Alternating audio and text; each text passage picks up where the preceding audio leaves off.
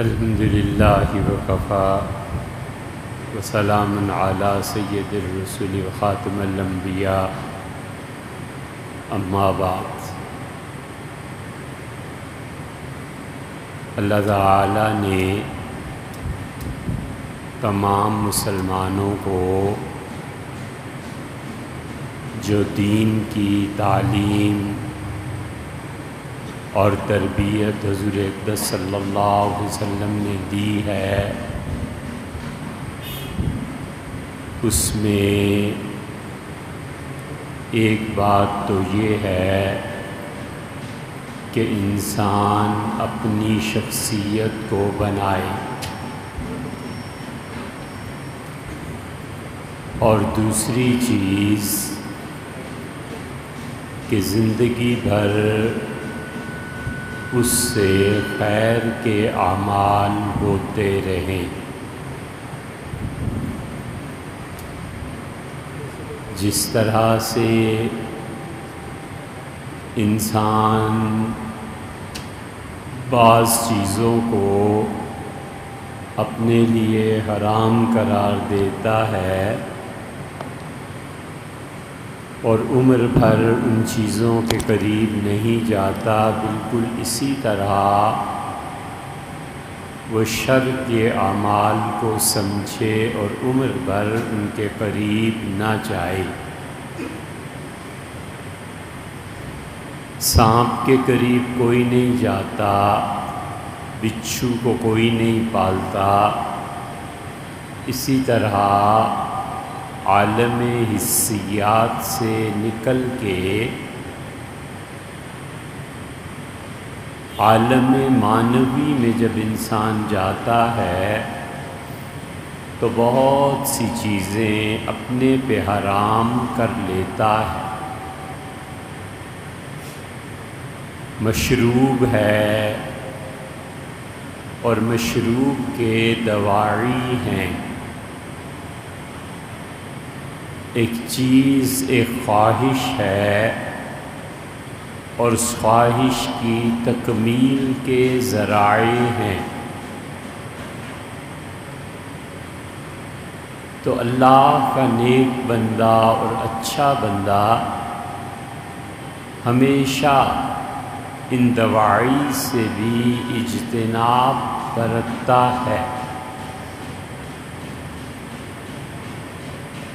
تو ایک تو یہ سکھایا کہ اپنی شخصیت کی تعمیر کرو، اور ایک یہ بتا دیا کہ اس شخصیت کی تعمیر کے علاوہ دوسروں کے لیے خیر کا موجب بنو۔ عمر بھر یہ دو کام کرنے کے ہیں، اور اگر آدمی اپنی شخصیت کو نہ بنا سکے اور دوسروں کو خیر نہ پہنچا سکے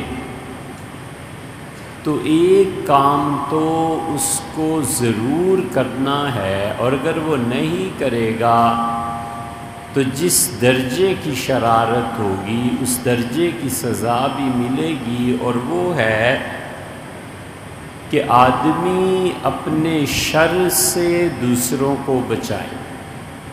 بس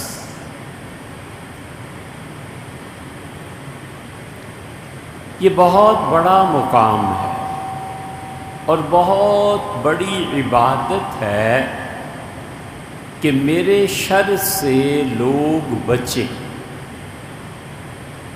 مجھے ہر چیز کو دیکھ کے غصہ آتا ہے، یہ شر کی بات ہے، غصہ اترتا ہے تو مجھے پھر شرمندگی ہوتی ہے، کیوں نہ میں ایسے بن جاؤں کہ لوگوں کو اپنے شر سے محفوظ رکھوں،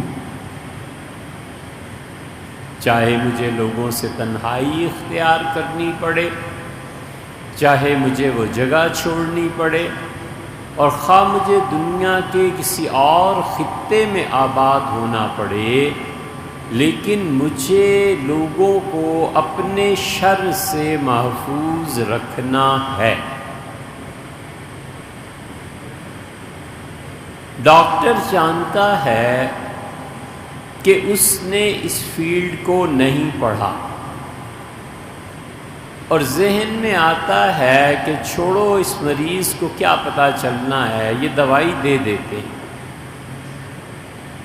اور وہ جانتا ہے کہ اصل یہ تھا کہ مجھے اس مرض کو پڑھ کے پھر اس کا علاج دریافت کرنا یا اس پہ محنت کرنی چاہیے تھی، اور یہ دے دے اور تکا لگ جائے اور مریض صحیح بھی ہو جائے تو بھی یہ گناہ گار ہے۔ اس کی وجہ یہ ہے کہ اس نے اخلاقی طور پہ اپنے آپ کو بگاڑ لیا ہے کہ ایک چیز جس کا تمہیں علم نہیں ہے، تم محض تکے پہ انسانوں کی زندگی سے کھیلتے ہو، یہ اس کا شر ہے اور اس سے اپنے آپ کو باز رکھے۔ اور جو خیر کا معاملہ ہے، شریعت کہتی ہے کہ تم خیر کو پھیلانے والے بن جاؤ، اور ابن ماجہ میں حضرت رسالت پناہ صلی اللہ علیہ وسلم نے ارشاد فرمایا کہ لوگوں شر کے لیے تالا بن جاؤ، وَمِفْتَاحٌ لِلْخَيْرِ، اور خیر کی چابی بن جاؤ۔ خیر کی چابی کا مطلب یہ ہے کہ انسان خود بھی اچھے کام کرے، اور پھر اس کی تینوں صورتیں ہیں، وہ اچھے کام کرتا رہے بغیر کسی تشہیر کے، بغیر کسی کو بتائے، کوئی دیکھتا ہے تعریف کرتا ہے اسے اللہ کی جانب سے سمجھا جائے، اور کوئی نہیں تعریف کرتا تو کیا ہے، کام تو اللہ کے لیے کیا۔ آدمی کی وہ نیکی جو اسے جنت میں اعلیٰ مقام تک پہنچائے گی، صرف داخلہ نہیں، اعلیٰ مقام تک پہنچائے گی، وہ نیکی ہے جس کا گواہ اللہ کے علاوہ کوئی، اور اس نیکی کی برکتیں پھیلتی ہیں۔ حضور اقدس صلی اللہ علیہ وسلم نے فرمایا، وہ لمبی روایت ہے، اس کا خلاصہ یہ کہ ایک آدمی نے 3 مرتبہ خیرات کی، رات کو نکلا اور اس سے کہا اللہ کی راہ میں خرچ کروں گا، اور ایک عورت ملی اور اس کو پیسے دے کے آ گیا۔ وہ عورت اپنے کردار کی درست نہیں تھی۔ صبح لوگوں نے کہا کہ لو کسی نے خیرات کی اور ایسی عورت کو دے آئے۔ دوسری مرتبہ نکلا اور اس نے مال خرچ کیا اور ایک غنی تھا اس کو دے آئے۔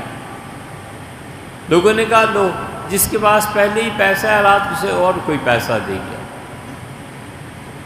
اور تیسرا بھی ایک شخص تھا، اور رسول اللہ صلی اللہ علیہ وسلم نے فرمایا، اسے گھر آ کے جب یہ باتیں سنی لوگوں کی تو گھر آ کے کہا اللہ میں نے آپ کے لیے خرچ کیا تھا، میں ضرور آج پھر دوبارہ اور تیسری بار، اور آپ نے فرمایا اس عورت نے اس مال کی وجہ سے توبہ کر، اور اس غنی نے اس مال کی برکت سے صدقہ دینا شروع کر دیا، اور چور تھا اس کو دے آیا اور اس سے توبہ کر۔ یہ اس مال کی برکات ہیں جو آگے کو چلی۔ اس لیے بتایا گیا کہ تم خیر کے ایسے کام کرو جو عمومی ہو۔ مذہب کی بنیاد پر خیر اور شر کو تقسیم کرنا یہ درست نہیں ہے، اور ہم مسلمانوں نے یہ تقسیمیں شروع کر دیں کہ اس کا مسلک کیا ہے، اس کا مذہب کیا ہے۔ اگر یہ شیعہ ہے تو ضرور ایسا کام کرنا ہے کہ اس کا دل جلے، اگر یہ ہندو اور سکھ ہے یا یہودی اور عیسائی ہے تو ضرور ایسا کام کرنا ہے جس سے ان کے مذہبی عقیدے کو ٹھیس پہنچے۔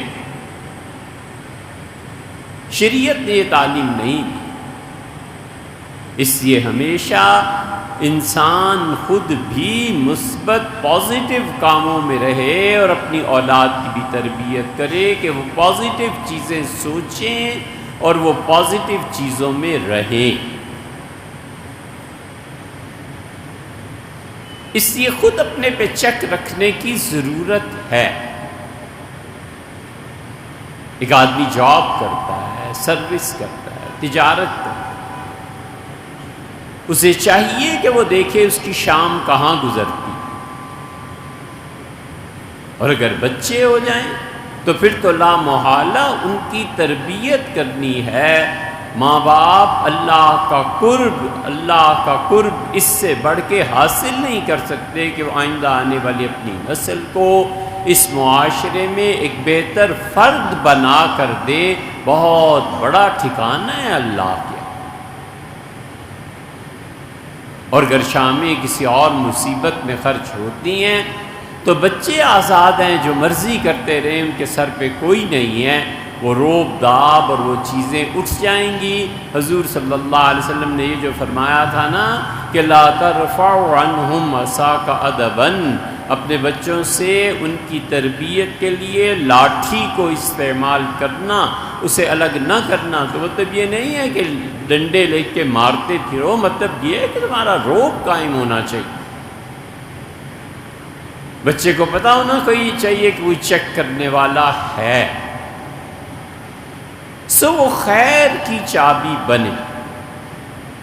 وہ تمام مذہب کی مجلسیں اور وہ تمام مذہب کے نام پہ ٹھیکیداریاں اور وہ تمام مذہب کے نام پہ جو لوگوں کو آپس میں لڑاتی ہیں، اپنے بچوں کو ان محفلوں سے، ان ریکارڈنگ سے، اس تربیت سے باز رکھنا چاہیے کہ ہر آدمی کو بیٹے آزادی ہے، جو مذہب ملت اس کا ہے بے شک کرے۔ ہم نے وہ خیر کے کام کرنے ہیں جس میں مذہب کی بنیاد پر تقسیم نہیں ہے، بلکہ وہ انسانیت کے لیے۔ حضرت رسالت پناہ صلی اللہ علیہ وسلم تہجد کی نماز کے بعد دعا مانگتے تھے اور عرض کرتے تھے بارگاہ الہی میں کہ پروردگار میں شہادت اور گواہی اور قسم کھاتا ہوں کہ تو ایک ہے، وحدک لا شریک لک، اللہ آپ کا کوئی شریک نہیں، وَأَنَّ مُحَمَّدًا عَبْدُكَ وَرَسُولُكَ، اور محمد صلی اللہ علیہ وسلم اللہ آپ کے بندے ہیں اور آپ کے رسول ہیں، وَالْجَنَّةُ حَقٌّ وَالنَّارُ حَقٌّ، اور اللہ جنت یقیناً برحق ہے اور جہنم یقیناً برحق ہے۔ ایک مرتبہ پہلے قسم کھائی، پھر ساری چیزیں گنی، اور پھر دوسری مرتبہ دعا کے آخر پر پھر قسم کھائی، وَأَنَا شَهِيدٌ، اللہ اس بات کی گواہی دیتا ہوں، إِنَّ الْعِبَادَ كُلُّهُمْ إِخْوَةٌ، اللہ تیرے سارے بندے آپس میں بھائی بھائی۔ اس بھائی چارے کو قائم کرنے کے لیے اور مذہب کی تفریق اٹھا کر لوگوں کی خدمت کے لیے، کیا اس کے لیے بھی اب ضروری ہے کہ کوئی امیر المومنین آئے؟ ہمیں خود سمجھنا چاہیے کہ ہم نے اسی معاشرے میں رہنا ہے، اسی محلے میں رہنا ہے۔ آخر ضرورت کیا پیش آ گئی ہے کہ ضرور 7 محرم کو شادی کرو، 10 محرم کو شادی کرو تاکہ شیعوں کا دل جلے۔ ایک ہے اللہ کسی کو ترقی دیتا ہے، لِيَغِيظَ بِهِمُ الْكُفَّارَ، تاکہ کافروں کا دل جلے، تو وہ حسد کا ایک مرض ہے، مسلمانوں کو بھی ہو سکتا ہے، یہودیوں اور عیسائیوں کو بھی ہو سکتا ہے۔ اور ایک ہے کہ جان بوجھ کے دوسروں کے لیے تنگی اور تکلیف، یہ شریعت نے اجازت نہیں دی لوگوں کو۔ لوگوں کو چاہیے وہ معاشرے میں ایسے نیکی کے کام کریں جو سب کے کام آئے۔ اسی لیے رسول اللہ صلی اللہ علیہ وسلم نے زمان و مکان سے سبق حاصل کرنے کو تلقین کیا۔ ایک آدمی آیا اور اس سے کہا اللہ کے رسول مجھے ملکوں گھومنے کا شوق ہے، سیاحت کا، ٹریولنگ۔ رسول اللہ صلی اللہ علیہ وسلم میری امت کے جہاد کی اقسام میں سے ایک قسم یہ بھی ہے کہ تم دنیا کے مختلف ملکوں میں جاؤ اور سیاحت کرو۔ یہ جہاد کے برابر سے درجہ دیا ہے۔ جو آدمی ان ممالک میں گھومتا رہتا ہے اس کو کچھ بھی نہ ہو تو اس کا تجربہ، اس کے جانچنے کا انداز، اس کی ذہن کی وسعت یا تنگی بہت مختلف ہو جاتی ہے جس محلے اور گلی میں وہ رہا ہے اور پڑھا لکھا ہے۔ اللہ نے خود فرمایا قل سیروا فی الارض، ان سے کہیے زمین میں سیاحت کرو، مختلف ممالک میں جاؤ،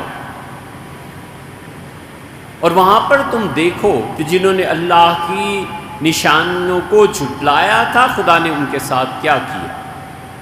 اور بالکل اسی طرح ٹائم کے متعلق بھی کہ وقت جو عالم خلق پہ گزرتا ہے، اس وقت میں کیا کیا تغیرات پیدا ہوتے ہیں، تم ان کو دیکھو اور ان سے زندگی کا طریقہ سیکھو۔ یہ زمان اور مکان صرف عالم امر میں نہیں ہوتے۔ اللہ کے وہ بندے جنہیں اللہ نے عالم امر سے کچھ ارتباط دیا ہے، وہ جانتے ہیں کہ زمان و مکان سے ہٹی ہوئی چیز۔ اسی لیے اللہ نے قرآن کریم میں ایک جو بات فرمائی ہے، آدمی کا دل لرز آتا ہے اگر وہ اس کی حقیقت سمجھے۔ اللہ نے کہا الا لہ الخلق والامر، لوگوں یاد رکھو خلق اور امر دونوں میرے ہیں۔ یہ معمولی سی بات نہیں ہے۔ عالم امر میں زمان نہیں ہے، عالم امر میں مکان نہیں ہے، اور ٹائم اور سپیس سے اونچی کوئی بات آدمی سوچ سکے بسا اوقات تو ذہن اس کو گرپ نہیں کر سکتا۔ اس لیے یہ جو فزکس پڑھتے ہیں اور یہ جو اس میں کمال حاصل کرتے ہیں، یہ کمال کے لوگ ہوتے ہیں۔ اللہ کا بڑا انعام ہوتا ہے ان لوگوں پہ۔ جو کیمسٹری پڑھتے ہیں وہ تو کم، لیکن فزکس کے پڑھنے والے ان چیزوں کو جانتے ہیں کہ وہ جس جہان سے ان کا تعارف ہو رہا ہوتا ہے وہ ان طبعی امور کے خواص ہوتے ہیں، اور ان خواص تک کوئی پہنچا نہیں پہنچا۔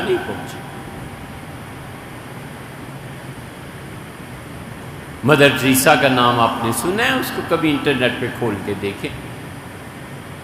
ہم اس لیے یہ باتیں آپ سے عرض کرتے ہیں کہ مذہب کے نام پہ ہمیں جو تنگ نائے میں گھسیٹ دیا گیا ہے اور ہمیں جو محدود کر دیا گیا ہے، ہم نکلیں اس جوڑ سے، ہم نکلیں اس گٹر سے،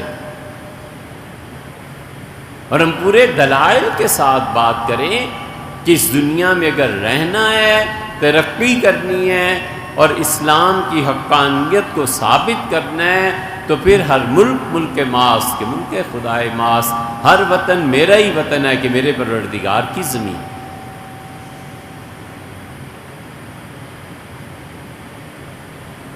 مدر ٹریسا کی وفات کا دن دیکھو، وہ ساری زندگی اللہ کی بندی لوگوں کو نہلاتی رہی، کوڑیوں کو نہلاتی رہی، ان کے کپڑے تبدیل کرواتی رہی، وہ انسانیت کی خدمت اس نے کی۔ اور پنڈی چلے جاؤ جو کوڑیوں کا احاطہ ہے، جرمن تھی ڈاکٹر، اس نے ساری زندگی یہاں لگا دی کہ میں کوڑ کا علاج کروں گی پوری زندگی۔ ہمارے یہاں کتنی مثالیں اس آخری دور میں ملتی ہیں، ابتدائی دور میں تو بہت۔ صحابہ کرام رضی اللہ عنہم نے جتنے ممالک فتح کیے، انہوں نے فتح کے بعد بتا دیا کہ ہم اور تم برابر ہیں، اور اس سے بڑھ کر جب نیکی کی تو یہ بتا دیا کہ ہم اور تم برابر ہی نہیں، صرف بھائی چارہ ہی نہیں، ہم اس سے بڑھ کے تمہارے محسن بھی بننا چاہتے ہیں۔ یہ نہیں ہے کہ فاتح اور مفتوح کا تعلق تھا۔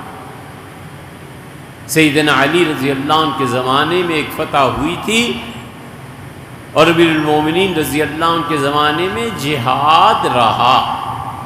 یہ منہاج السنہ میں شیخ الاسلام ابن تیمیہ رحمۃ اللہ علیہ نے، اور بعض ہمارے اساتذہ بھی تھے، وہ کہتے تھے کہ سیدنا علی رضی اللہ عنہ کے زمانے میں جہاد نہیں ہوا، وہ ان کی تاریخ میں تحقیق کم تھی۔ اگر وہ تاریخ کو پوری طرح پڑھتے، سیدنا علی رضی اللہ عنہ اتنے خوش ہوئے کہ فرمایا ایک سونے کا سکہ جو شہر فتح ہوا ہے ہر آدمی کو دو،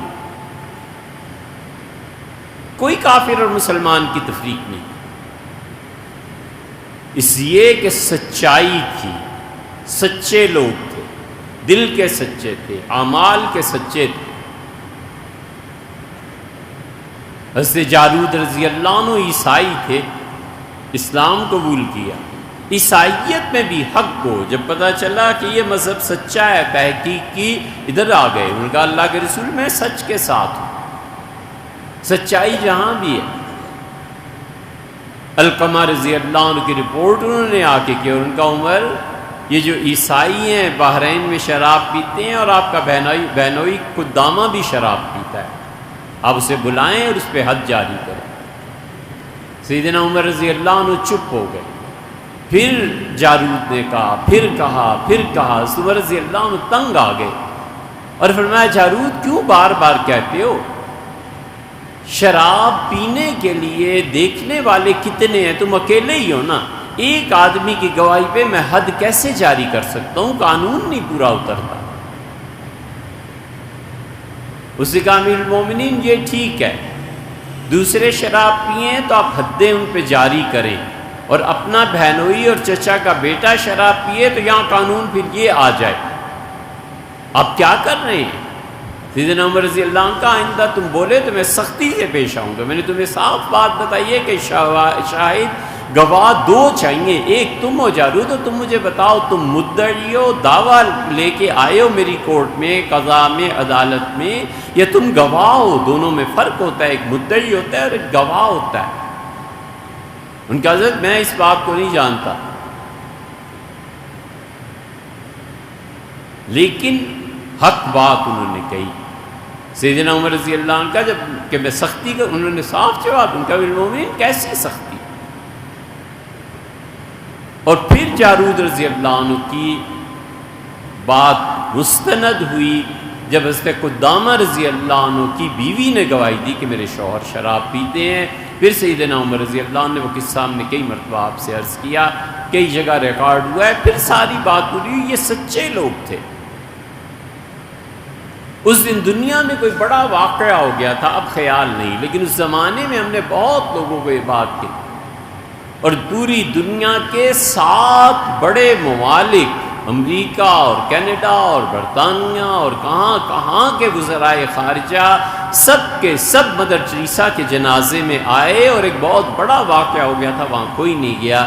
ہم نے دوستوں سے کہا کہ دیکھو اللہ نے دکھا دیا کہ مدر ٹریسا جو بیچاری ایک کونے میں کام کرتی رہی خلق خدا کے لیے، اس کے جنازے میں اپنے مذہب کے مطابق دنیا کے 7 بڑے بڑے وزرائے اعظم یہاں کھڑے ہیں سلامی دینے کے لیے، اور ادھر ایک اور بہت بڑا واقعہ ہو گیا، کوئی نہیں گیا۔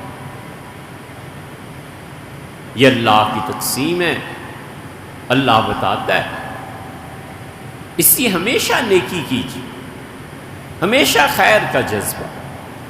اس سے اٹھ کے کہ کوئی بریلوی ہے تو دیوبندی ہے، اہل حدیث ہے تو شیعہ، لینا کیا اور دینا کیا ان کے مذہب اور مسلک سے؟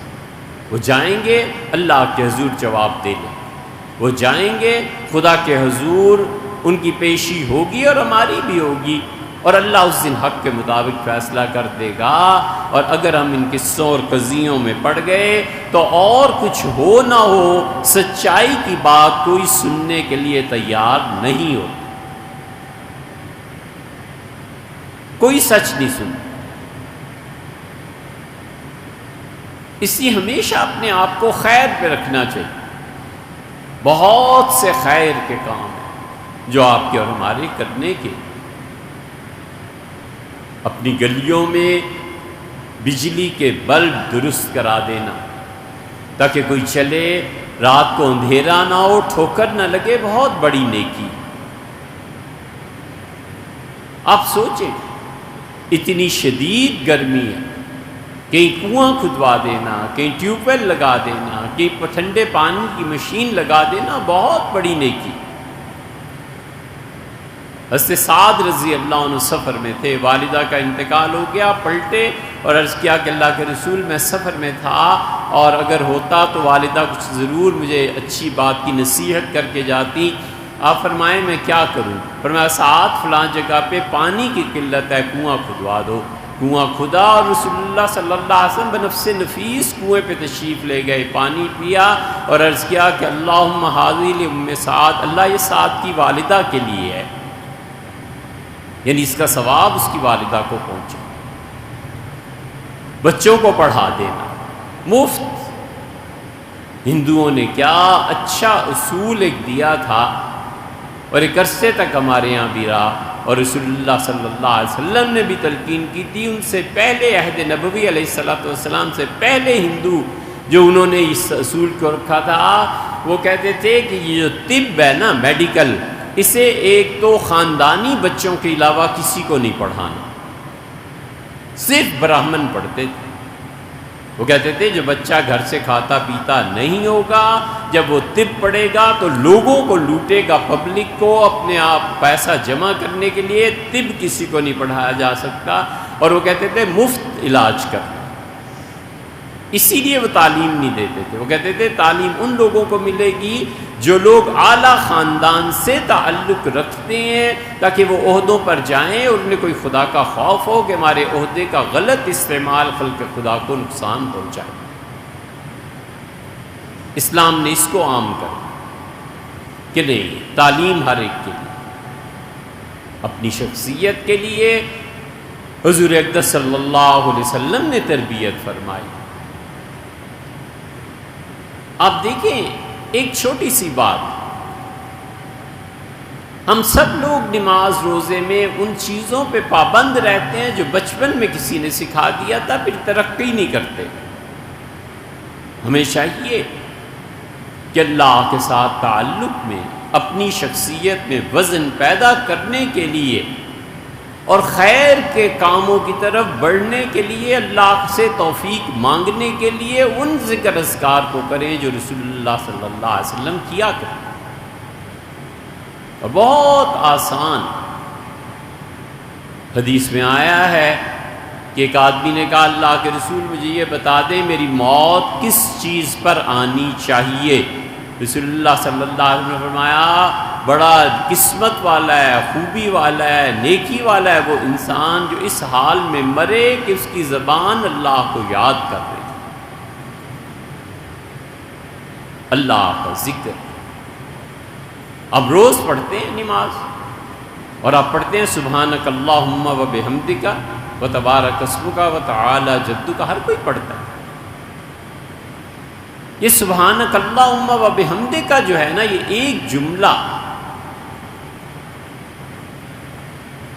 رسول اللہ صلی اللہ علیہ وسلم کیا کرتے تھے؟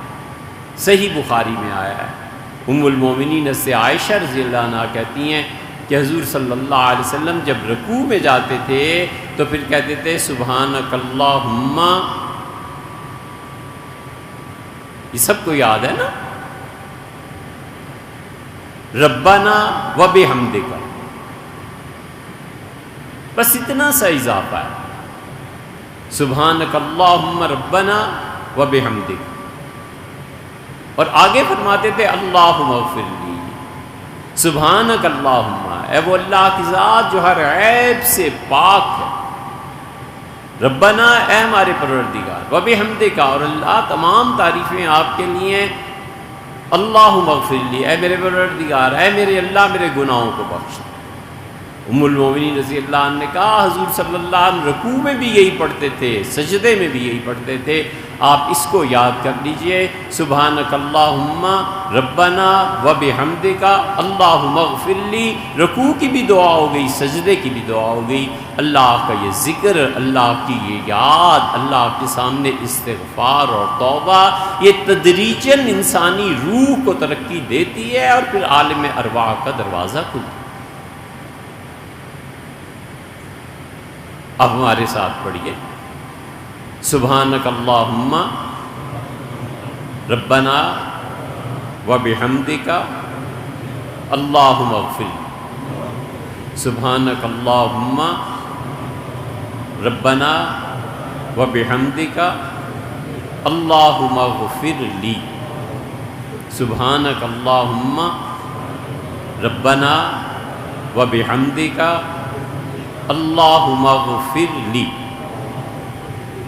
یہ ہم اس کو پرنٹ کرا کے بھی لے آئے ہیں وہ کاپیز آپ لے لیجئے، اسے رکوع میں بھی پڑھ لیجئے، سجدے میں بھی پڑھ لیجئے، اللہ کی تعریف بھی ہو گئی، اللہ کی حمد و ثنا بھی ہو گئی، آپ نے اپنے گناہوں کی معافی بھی مانگ لی، حضور صلی اللہ علیہ وسلم کا اتباع بھی ہو گیا، چاہیے کیا اس سے بڑھ کے؟ ام المومنین سے عائشہ رضی اللہ عنہ صحیح بخاری کے فرماتی ہیں سجدے میں بھی حضور صلی اللہ علیہ وسلم پڑھتے تھے، رکوع میں بھی حضور صلی اللہ علیہ وسلم پڑھتے تھے، ساری زندگی سے پڑھتے رہیے، 2 سیکنڈ نہیں لگتے، اور اللہ سے ہر جگہ پہ اپنی معافی کی دعا مانگ لی کہ اللہ معاف کر۔ یہ کام کرنے کے، خیر کے کام کرنے کے، اللہ تعالیٰ توفیق